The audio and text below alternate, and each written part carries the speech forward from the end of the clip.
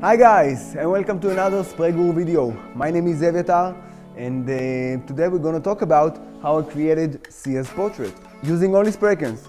So if you haven't seen the video yet, you can click here or click the link below.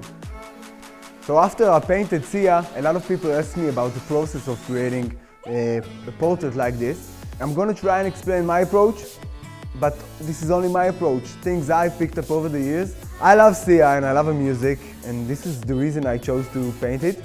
Plus, a headshot is a very fun challenge. It took me about 2 days to create it from scratch, which when you come to think about it, is not a very long time. This is what I love about spray cans, you get really good result really fast. So, to start, I import the image into Photoshop just to sample the right colors. I do it because the human eye is somewhat deceptive, and it gives me the confidence to know I'm holding the right color in my hand and I can spray it freely. Using the right colors is crucial to get good results. This is the reason we've sampled the colors in Photoshop. In time, with experience, you will be able to trust your senses more. I don't always have the privilege to pick up a spray can and know that I'm working with the right color. My advice is just be very accurate with the tone, meaning the darkness or the lightness. It should be very correct. The hue, the color itself is less important. So, after we picked up the right cans, the time has come to make the sketch for the portrait. We have to make a good sketch because we want to make a good replica. The way I sketched Sia was projecting the image on the wall and tracing the lines. It's not a must, but I did it this way this time. You can try other techniques. Here we're going to concentrate on painting with spray, not on sketching. Try to make the sketch as detailed as possible. It's going to help you along the way with the paint. This time I started by sculpting the skin using the lightest color I sampled. I then proceeded to the darker tones. This gave me a lot of freedom in the first stages of the project. Later on, when I'll use the darker tones, I'll have to be much more accurate and specific with my spraying. Those colors will define different features of Sia's face, like her lips and cheeks. The first tone you spray will probably not look bright or accurate enough, but don't let it confuse you. Remember, we started by sampling those colors. You'll be amazed to see how the first color tones take shape after spraying on the darker ones on top of them. The colors are always relative to each other. As we said, the darker tone will help define Sia's features. In this painting I use a dark blue.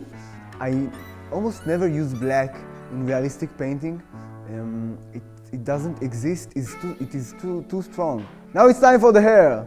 In this one I actually started with the darkest color and then jumped right into the lightest one.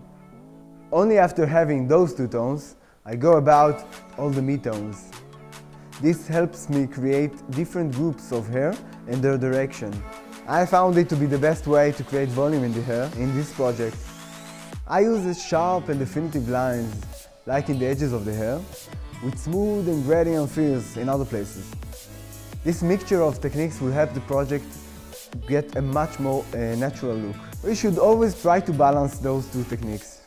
You can see that by now we have all the shapes and features in the right place, but it's important to understand that we can't and we don't really need to duplicate the reference. Your own choice of color and emphasize on certain details will help bring your own interpretation into the picture, which is the whole point.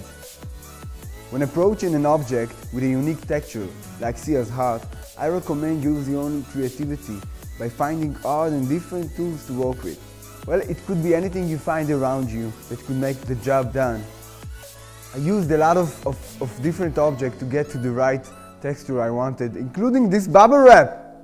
In the end, I did get the result I hoped for using a mixture of different items and tools I found along the way. Just try it, it might work, it might not, but you're probably gonna learn a lot from this, so I recommend you try it. This tutorial is general and doesn't cover a lot about colors, but stick around! In the near future, we'll have some very nice tutorials about color theory. Okay guys, I hope you liked this video. If you did, please subscribe and share. And if you have any question, let me know. I want to answer your questions.